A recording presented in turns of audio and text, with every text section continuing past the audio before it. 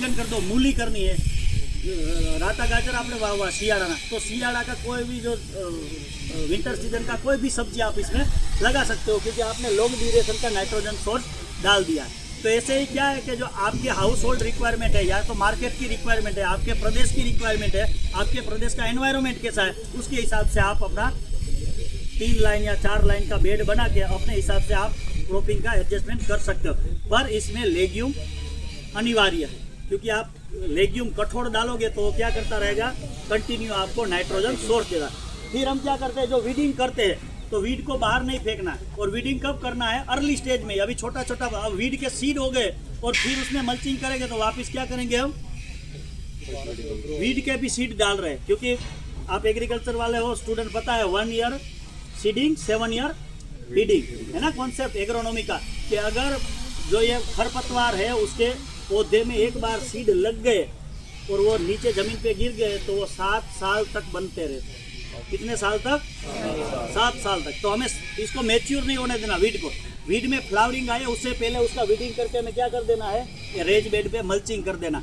Mulching करने से फायदा क्या है, उसके अंदर जो अर्थवर्म है उसको खाना मिलता रहेगा और वो ऊपर आएंगे खाने के लिए, तो वो आपकी ज़मीन को क्या बना देंगे, एरेटेड बना देंगे, पोरस बना देंगे। जब खाना नहीं होगा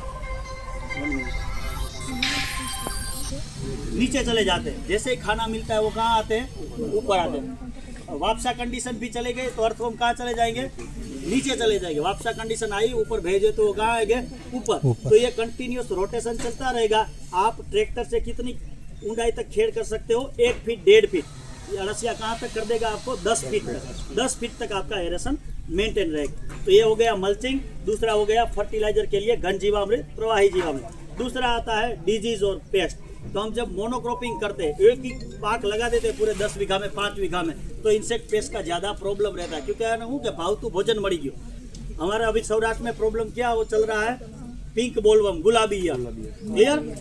तो अब उसका कोई आज तक बीटी जीन नहीं ढूंढ पाए कोई।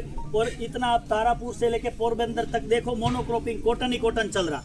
तो अब कॉटन ही कॉटन होने की वजह से क्या है कि किसी एक फार्मर के खेत में, गांव में एक में आ गए तो बाजू वाले में भी वही है, उसमें भी वही है, और बीच में कोई ब्रेक भी नहीं क्रॉप का आपके खेत में भी। अभी यहाँ क्या है कि देखो मूंग में कोई आ गया प्रॉब्लम, या तो मक्के में आ गया, तो ये मक्के से ये मक्के तक जाने में उसमें बीच में 3 अलग अलग क्रॉप है, तो उसका क्या है, नॉन प्रिफरेंस आ गया। क्या आ गया, જેમ શેરડી આપણે મોઢેથી ખાવા બેહીએ ને એક કાતરી ખાઈ લઈને ગઠોડો આવી જાય વચારે, એવું થઈ જાય ને। हम गन्ने को मुंह से खोलते हो तो वो खाते हैं तब तक मजा आती है, बीच में गिठान आ जाती है तो दिमाग चला जाता है ना।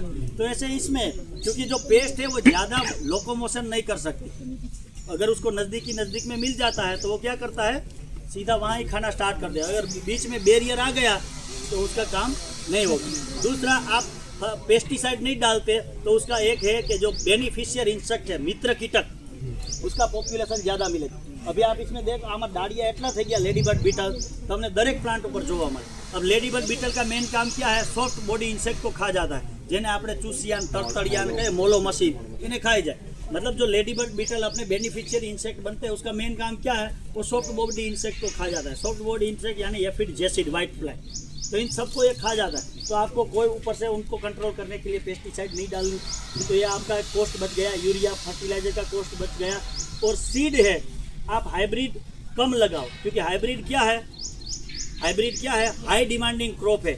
આપણે લગ્ન કરીએ, આપણે ગામડે રહેતા હોય, શહેરની છોકરી લઈ આવીએ તો શું થાય, પછી આપણાથી મેન્ટેન થાય, એને કાયમ બ્યુટી પાર્લરમાં જવું હોય, કાયમ પીઝા ખાવા હોય, આ ખાવા હોય, આપણા બજેટ બહારની વાત થઈ જાય, બરાબર।